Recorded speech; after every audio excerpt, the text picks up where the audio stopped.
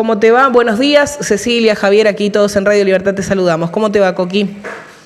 ¿Cómo te va? Un gran gusto, Cecilia, Javier, muchas gracias. Mil disculpas por no poder estar ahí presencialmente porque tengo múltiples compromisos, pero la verdad que me comprometo después del 11 de mayo a estar y compartir ahí un momento. Así que mil disculpas, pero bueno, efectivamente, nosotros el próximo 11 de mayo tenemos elecciones legislativas. Nosotros expresamos la única opción, la única alternativa, la única oposición. Los demás candidatos se manifiestan proto-oficialistas y eso es muy importante en términos de nuestra agenda.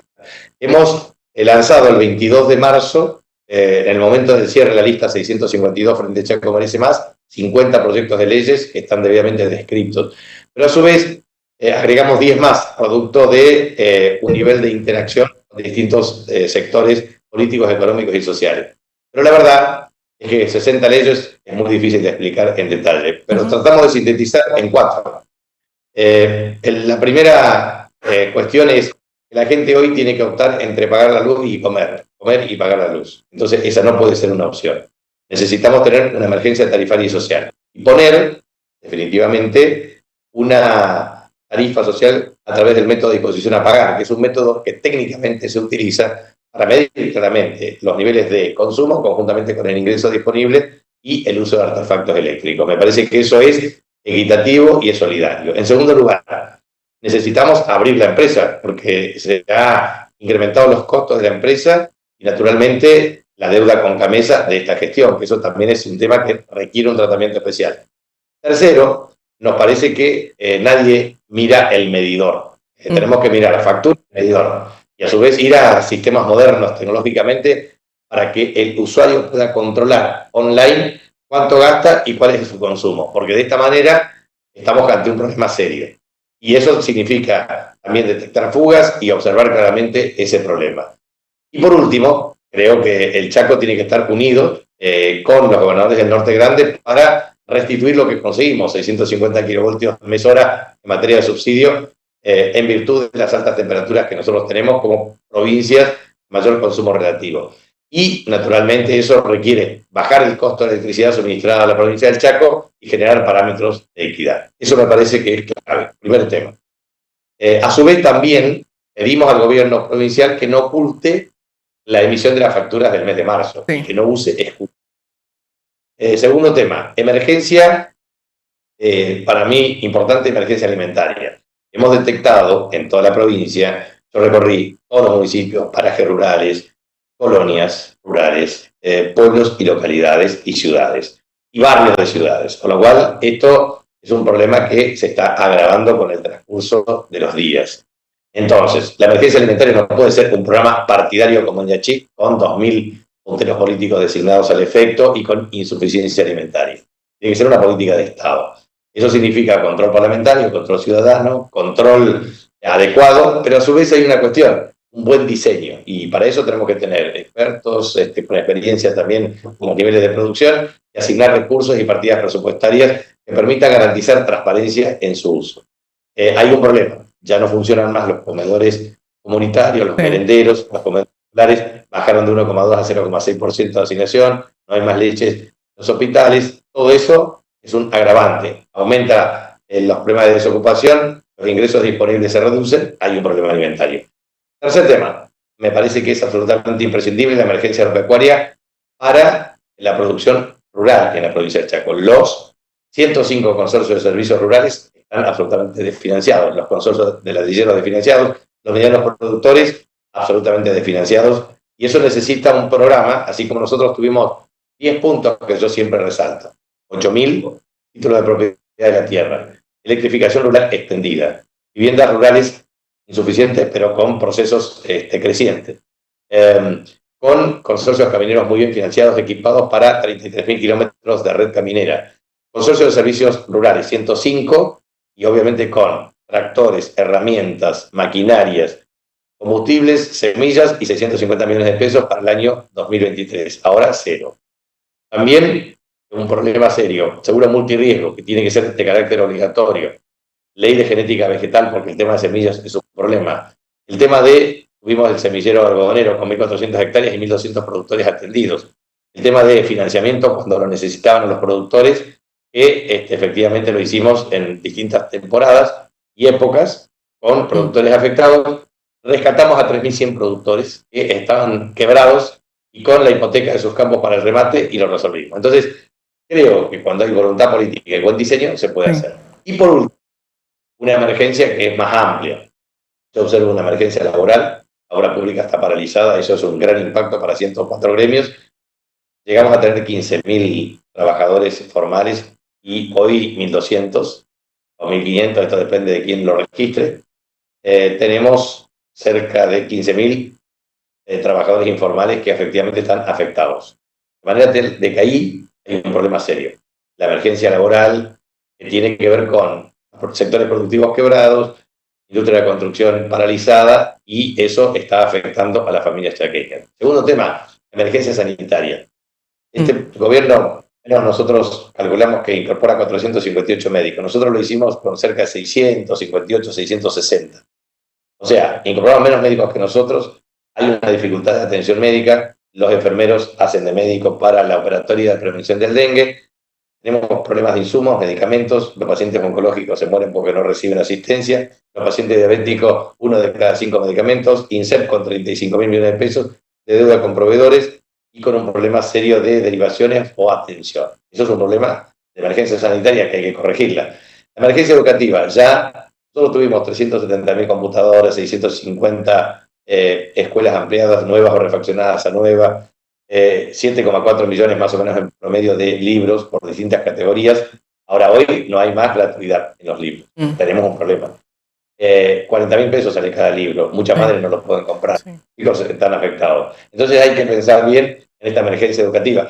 Tenemos un problema. Los docentes perciben una cláusula gatilla que dejamos instituido, pero no actualización salarial. Y encima, el problema es que el índice de precios no refleja el tarifazo de la luz o del agua, que pasó de 4.000 a 32.000. La luz de 20.000 a 250.000 o 300.000. O el transporte público pasajero de 75 a 1.300 pesos. O el transporte estudiantil, que hoy le permiten 2 viajes cuando eran 6 antes. Con lo cual hay un problema de emergencia educativa, sanitaria, laboral y de seguridad pública, que está tapada por otros problemas, pero prolifera la intromisión de las drogas en los barrios, los problemas de juego ilegal, y eso también afecta el ecosistema fiscal y financiero. Y último, digo, tenemos una emergencia fiscal en la provincia del Chaco. Nosotros tuvimos 2,2% de recursos de superávit fiscal dentro de los recursos totales. Y hoy, desde los primeros años de gestión, 212.000 millones de pesos de déficit. Eso significa 8% de déficit de los recursos totales. Y este año, venimos la proyección, es que podemos hacer los 350.000 millones de pesos de déficit. Más complicada, 400.000 millones de pesos de déficit. Entonces, puede llegar a acumular en 2 años de gestión 600.000 millones de pesos de déficit. Nosotros tuvimos siempre superávit fiscal cerca del 20% en ejecución de obra pública con efecto multiplicador en el empleo, y desendeudamos la provincia de 1.453 a 257 millones de dólares, más o menos en promedio, tomando tipos de cambio, etc. Esta gestión tiene déficit, aumenta la deuda y la va a triplicar, no va a poder aumentar sueldos, tiene dificultad de pagar sueldos y medio aguinaldo, y la verdad que solamente lo puedo hacer por la asistencia de Milei. Milei le dio al gobernador Esdero 315.000 millones de pesos de financiamiento, 120.000 por el año, el resto revolving y se cambia, pero básicamente la masa salarial tiene una proyección con refrigerio 177.000 millones de pesos. Entonces, lo que quiero decir es que estamos ante un problema serio, porque tenemos un problema de potencial interrupción de la cadena de pago por problemas de carácter fiscal de la provincia. Entonces, bueno, nosotros pagamos los salarios por ingreso nominal por encima de la inflación, pero por debajo el agua era más barata, la luz más barata, el transporte más barato, los alimentos más baratos, podías comer carne, que hoy ya no es algo prohibitivo, tenías un problema de garrafa de gas con mejor suministro, alquileres que se fueron por las nubes. Entonces, vos tenés un problema, alquileres no pueden pagar. Los estudiantes que venían a estudiar del interior ya no lo pueden pagar y ya hubo desgranamiento escolar. Tenés deserción escolar en secundaria, tenés un problema de gas, tenés un problema de alimentos, tenés un problema de servicios públicos, tenés un problema de combustible, 350, 1.400, 450. Entonces, la verdad es que todo se ha descarajinado. Entonces, me parece que con reducir la inflación, que es muy importante, no alcanza, con resolver los problemas de piquetes en la calle, no alcanza. Hay otros problemas inmanentes a la sociedad que nosotros los pretendemos poner con claridad. Bien. Hace unos días te escuchaba, decías que en cada elección es como si tuvieses que estar rindiendo examen, ¿no? Esto de repaso de las cosas que habías hecho, que se habían logrado. ¿Sentís que pasa eso? Digo, en esta campaña también viste que hubo como mucha cosa. Te han bardeado bastante, eso hay que decirlo también. Han hecho campaña también planteando un montón de cosas negativas quizás, ¿no? ¿Qué mirada tenés con respecto a eso? Bueno, que eso es una desnaturalización de la democracia pluralista. Por eso yo digo que yo acá no soy candidato por mí. Yo soy candidato por la gente, por nuestros votantes, por aquellos que han mantenido fidelidad a nuestra idea, a nuestro espacio, a nuestro pensamiento. Y hay un problema central. Yo veo que claramente la Alianza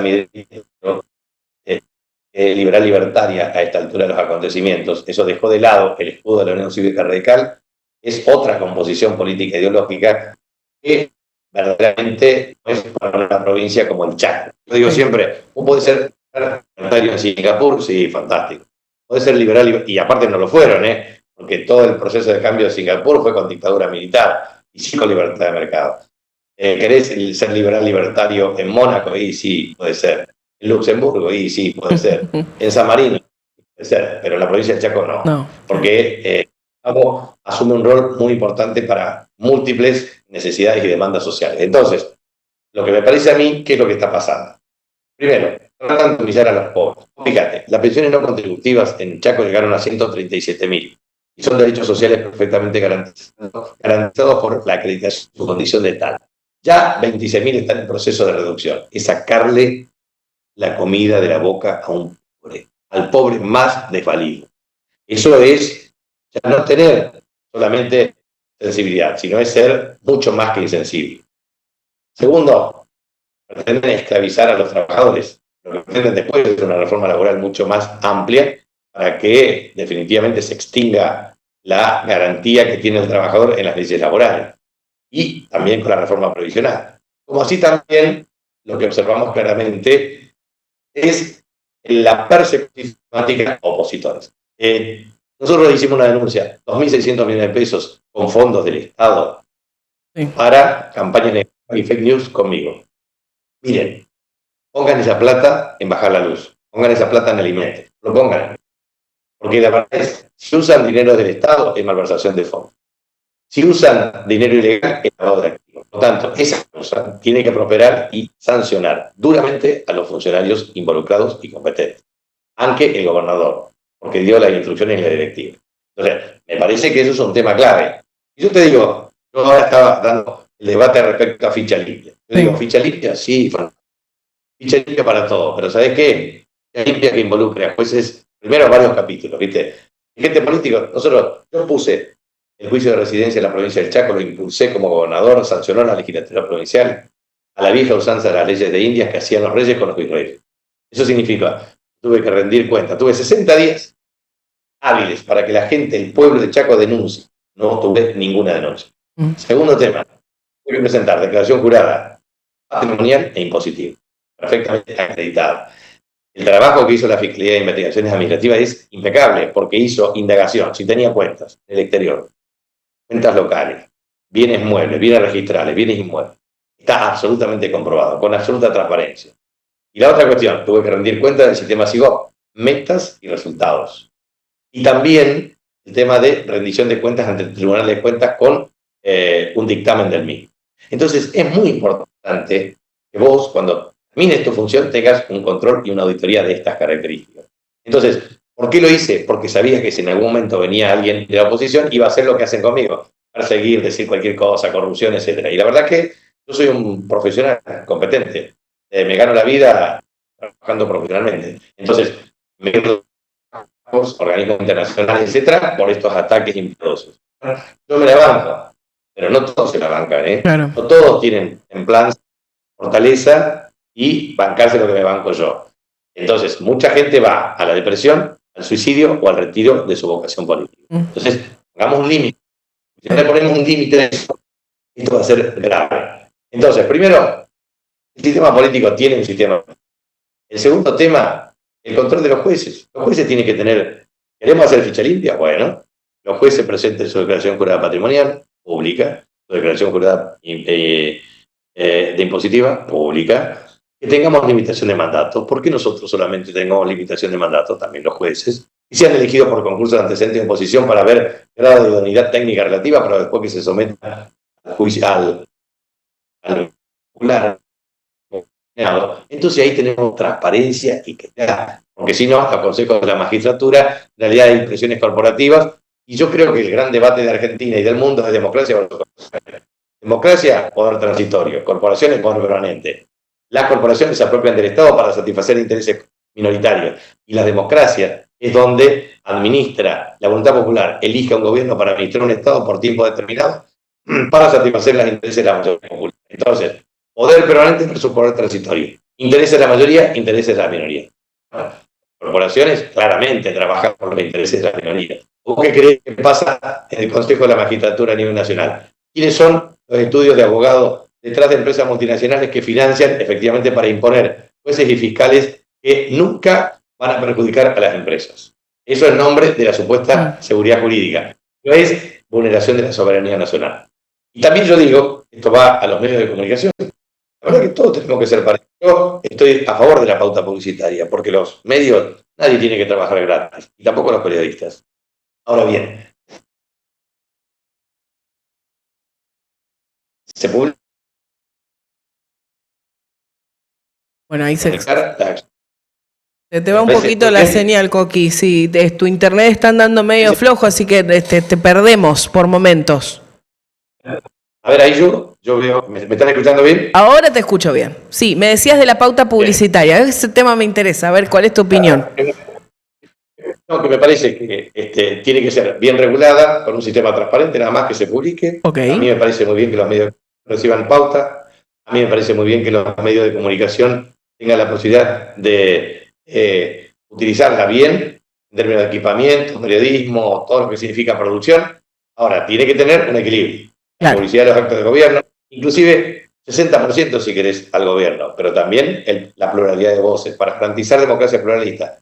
Y también declaración jurada patrimonial e impositiva de los periodistas también, porque no son todos honestos. Hay muchos, y sobre todo en otros lugares, aquí y en otros lugares, son millonarios que ocultan sus patrimonios y que efectivamente es necesario poner transparencia al sistema. Entonces, y también transparencia en las redes, para que no existan fake news ni estos ataques impiedosos. Entonces, nosotros lo logramos.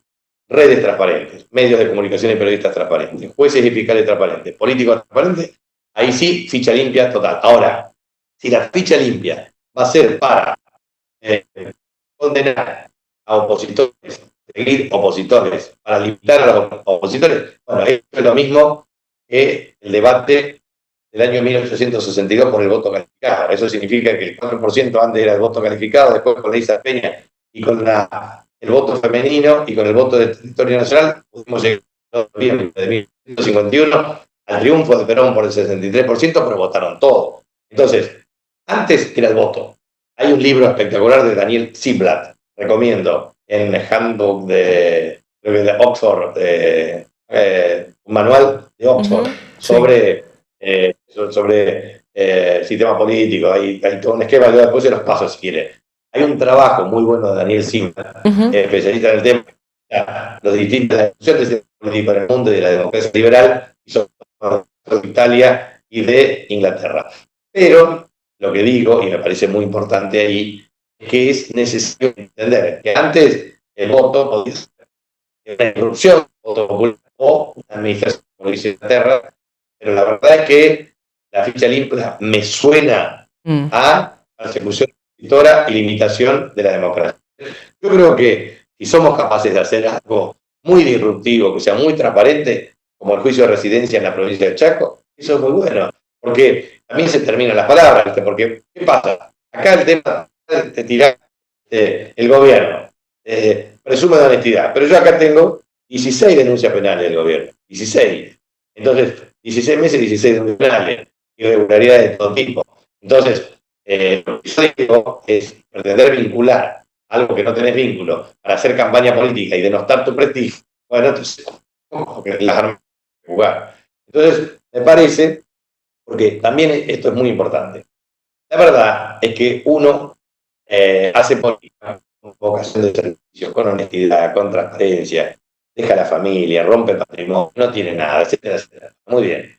Pero eso hay que dedicarle horas. Yo le dediqué 365 días al año, 24 días, viáticos, etcétera, etcétera. Bueno, entonces tenés que tener un reconocimiento. Ahora, que nadie te venga a bardear y decir estupideces, inventando en los medios o diciendo cualquier cosa. Esto es simplemente porque es muy difícil encontrar dirigentes políticos, porque digo, la gente y las corporaciones lo que quieren es extinguir la política, pero el pueblo tiene que saber, líderes políticos no es conseguir en el campo, porque tenés que tener formación académica suficiente, experiencia, capacidad de gestión, constitución de equipos, homogeneidad de equipos. ¿Sabés cuánto vimos ya? Cuántos, muchos fracasan y dicen son muy lindos en el discurso y después en la acción les cuesta, porque es complejo gobernar, porque es difícil gobernar. Entonces, la verdad es que lo mejor que le puede pasar a la provincia que nosotros tengamos como una opción